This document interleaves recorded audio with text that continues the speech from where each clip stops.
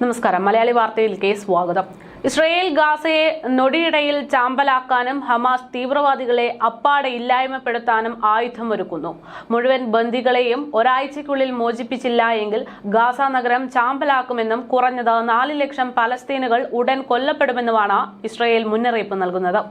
ഇതിനു മുന്നൊരുക്കമായി 60,000 റിസർവ് പട്ടാളക്കാരോട് ഉടൻ യുദ്ധഭൂമിയിലേക്ക് ഇറങ്ങാൻ സജ്ജരാകണമെന്ന് നെതന്യാഹു ആവശ്യപ്പെട്ടിരിക്കുന്നു. ഇസ്രായേൽ മുന്നോട്ട് വയ്ക്കുന്ന വ്യവസ്ഥകൾ അംഗീകരിക്കാൻ ഹമാസ് ഒരുക്കമല്ലെങ്കിൽ ഗാസ നഗരം പൂർണ്ണമായി നശിപ്പിക്കുമെന്നും ഗാസ ഒരു പ്രേത നഗരമായി മാറുമെന്നും ഇസ്രായേൽ പ്രതിരോധ മന്ത്രി ഇസ്രായേൽ കാസ്റ്റിന്റെ മുന്നറിയിപ്പ് നൽകുന്നു.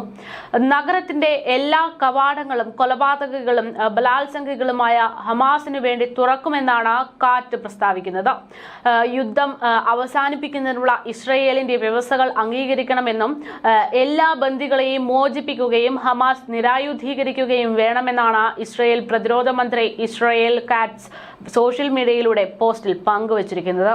മാത്രവുമല്ല, ഒളിത്താവളങ്ങളിൽ ഹമാസ് ബന്ദികളാക്കി വെച്ചിരിക്കുന്നവരെ ഹമാസ് മോചിപ്പിക്കാതെ വെടിനിർത്തൽ നടപ്പാകില്ലെന്നും കാറ്റ്സ് കൂട്ടിച്ചേർക്കുന്നുണ്ട്. ഇസ്രായേൽ യുദ്ധം അവസാനിപ്പിച്ചാൽ മാത്രമേ ബന്ദികളെ കൈമാറാൻ തയ്യാറാകുമെന്നാണ് ഹമാസിന്റെ വാദം. അതേസമയം പലസ്തീൻ രാഷ്ട്രം സ്ഥാപിക്കുന്നതുവരെ ആയുധം താഴെ വെക്കാൻ ഒരുക്കമല്ല എന്നും ഹമാസ് ആവർത്തിച്ചതോടെ ഇസ്രായേൽ അതിശക്തമായ യുദ്ധം തുടങ്ങാൻ ഒരുങ്ങിയിരിക്കുകയാണ്. സൈന്യത്തിൽ നിന്ന് വിരമിച്ചവരോട് മടങ്ങി വരാനും അന്തിമ യുദ്ധത്തിനായി സജ്ജരാകാനുമാണ് ബെഞ്ചമിൻ നെതന്യാഹു ആവശ്യപ്പെട്ടിരിക്കുന്നത്. 2023 ഒക്ടോബർ 7 ഹമാസിന്റെ ഇസ്രായേൽ ആക്രമണത്തെ തുടർന്ന് ആരംഭിച്ച യുദ്ധം ഇപ്പോഴും ശക്തമായി തുടരുകയാണ്. ഹമാസ് ഇസ്രായേലിൽ കടന്നുകയറി നടത്തിയ ആക്രമണത്തിൽ 1200 പേർ കൊല്ലപ്പെടുകയും 251 പേർ ബന്ദികളാക്കപ്പെടുകയും ചെയ്തിട്ടുണ്ട്. ഇതോടൊപ്പം ഇരു വിഭാഗങ്ങളും തമ്മിൽ തുടരുന്ന സംഘർഷത്തിൽ 62,192 പലസ്തീനികളാണ് കൊല്ലപ്പെട്ടിരിക്കുന്നത്. ഗാസ നഗരം പിടിച്ചെടുക്കാൻ സൈന്യത്തിന് അധികാരം നൽകുമെന്നത് ഇസ്രായേൽ പ്രധാനമന്ത്രി ബെഞ്ചമിൻ നെതന്യാഹു പ്രഖ്യാപിച്ചതിന് പിന്നാലെ അതിശക്തമായ ആക്രമണമാണ് കഴിഞ്ഞ ദിവസം മുതൽ ഗാസയിൽ അരങ്ങേറുന്നത്. ഗാസ നഗരത്തിന്റെ നിയന്ത്രണം ഏറ്റെടുക്കാനും ഹമാസിന്റെ ശക്തി കേന്ദ്രം നശിപ്പിക്കാനുമുള്ള ഓപ്പറേഷനോടൊപ്പം ബന്ദികളെ മോചിപ്പിക്കാനുള്ള ശ്രമവും ഉണ്ടാകുമെന്ന് നെതന്യാഹു പറഞ്ഞു. ഗാസ നഗരം പിടിച്ചെടുക്കാൻ സഹായിക്കുന്നതിനായി 60,000 റിസർവ് പട്ടാളക്കാരെ വിളിക്കാൻ ഇസ്രായേൽ പ്രതിരോധ മന്ത്രാലയം അനുമതി നൽകിയിട്ടുണ്ട്. ഹമാസിനെ പരാജയപ്പെടുത്തുകയും എല്ലാ ബന്ദികളെയും മോചിപ്പിക്കുകയും ചെയ്യുമെന്നും നെതന്യാഹു പറയുന്നു.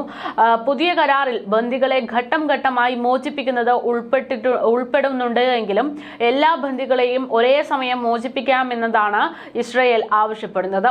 ഇസ്രായേലിന്റെ 1.5 വർഷത്തെ ആക്രമണത്തിന് റഫ, ബെയ്ത്ത് ഹമനൂൻ എന്നീ നഗരങ്ങൾ പൂർണ്ണമായി ഇല്ലാതാക്കിയിട്ടുണ്ട്. ഗാസയ്ക്കും ഇതേ വിധി വരുമെന്നതാണ് ഇസ്രായേൽ മുന്നറിയിപ്പ് നൽകുന്നത്. ഗാസയിലെ ഭൂരിഭാഗം ജനങ്ങളും അഭയം തേടുന്നതും ഇതുവരെ പൂർണ്ണമായി നശിപ്പിക്കാത്ത ഏകദേശം 25% പ്രദേശങ്ങളിലേക്ക് കരസേനയെ അയക്കാൻ ഇസ്രായേൽ ഒരുങ്ങുകയാണ്.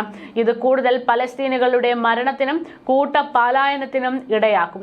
ഈ നീക്കം നടപ്പാക്കുകയാണ് എങ്കിൽ ഗാസയുടെ പൂർണ്ണ നിയന്ത്രണം ഇസ്രായേലിന് ലഭിക്കും. ഇതിനിടെ ഗാസയിലെ ഏറ്റവും വലിയ നഗരമായ ഗാസ സിറ്റി പൂർണ്ണമായും ഭക്ഷ്യക്ഷാമത്തിന്റെ പിടിയിലായതോടെ ദിവസേന 4-5 പേർ പട്ടിണി കിടന്ന് മരിക്കുന്നു എന്ന റിപ്പോർട്ടുകളും പുറത്തുവരുന്നു. 2000-ഓളം കുഞ്ഞുങ്ങൾ പട്ടിണി മൂലം മരണത്തിന്റെ പിടിയിലായിട്ടുണ്ട്. അടുത്ത മാസത്തോടെ തെക്കൻ മേഖലയും മുഴുപട്ടിണിയിലാകുമെന്നാണ് സൂചന. 1.5 വർഷം യുദ്ധം ആരംഭിക്കുമ്പോൾ ഗാസ സിറ്റിയിൽ 7 ലക്ഷം ജനങ്ങളാണ് ഉണ്ടായിരുന്നത്. നിലവിൽ ജനങ്ങളുടെ എണ്ണം 4 ലക്ഷമായി ചുരുങ്ങിയിരിക്കുന്നു. ഗാസയിലെ ഭക്ഷ്യോൽപാദനം തകർന്നതും സഹായം എത്തിക്കുന്നത് ഇസ്രായേൽ തടഞ്ഞതുമാണ് ക്ഷാമത്തിനുള്ള പ്രധാനപ്പെട്ട കാരണം. എന്നാൽ ഗാസയിൽ ഭക്ഷ്യക്ഷാമമില്ലെന്നും ഇത് ഹമാസ് പരത്തുന്ന നുണയാണെന്നുമാണ് ഇസ്രായേൽ പ്രധാനമന്ത്രി ബെന്യാമിൻ നെതന്യാഹു പറയുന്നത്. ഗാസയിൽ 10 ലക്ഷം പേരെ നിർബന്ധിച്ച് ഒഴിപ്പിക്കാനും അവരുടെ വീടുകൾ തകർക്കാനുമാണ് ഇസ്രായേലിന്റെ തീരുമാനം. ഗാസ നഗരപ്രദേശത്ത് നിന്ന് മാറിയുള്ള ഇസ്രായേലി അതിർത്തിയിൽ ജെറ്റ് വിമാനങ്ങളുടെ ആക്രമണങ്ങളും ഉണ്ടായിട്ടുണ്ട്. ഇസ്രായേൽ മുന്നോട്ട് വയ്ക്കുന്ന ഉപാധികളുടെ പുറത്തല്ലാതെയുള്ള യുദ്ധ വിരാമത്തിന് തയ്യാറല്ല എന്നും നെതന്യാഹു വ്യക്തമാക്കുന്നു. ഗാസയെ കീഴ്പ്പെടുത്താനുള്ള വിപുലമായ ആക്രമണ പദ്ധതിക്ക് തുടക്കം കുറിച്ചതായാണ് ഇസ്രയേൽ സേന പറയുന്നത്. ഭക്ഷണത്തിന് കാത്തുനിന്ന 13 പേരുൾപ്പെടെ 43 പേരെയാണ് കഴിഞ്ഞ ദിവസം ഇസ്രയേൽ വധിച്ചത്. 112 കുട്ടികൾ ഉൾപ്പെടെ 271 പേരാണ് ഇതുവരെ പട്ടിണി മൂലം ഗാലയിൽ കൊല്ലപ്പെട്ടിരിക്കുന്നത്. വടക്കൻ ഗാസയ്ക്ക് പിന്നാലെ ഗാസ സിറ്റിയിൽ നിന്നും പലസ്തീനുകളെ പുറന്തള്ളാനുള്ള പദ്ധതികളാണ് ഇസ്രയേൽ ആരംഭിച്ചിരിക്കുന്നത്. ആശുപത്രികളിൽ നിന്ന് മുഴുവൻ രോഗികളെയും തെക്കൻ ഗാസയിലേക്ക് മാറ്റാൻ ഇസ്രയേൽ സൈന്യം നിർദ്ദേശിച്ചിട്ടുമുണ്ട്.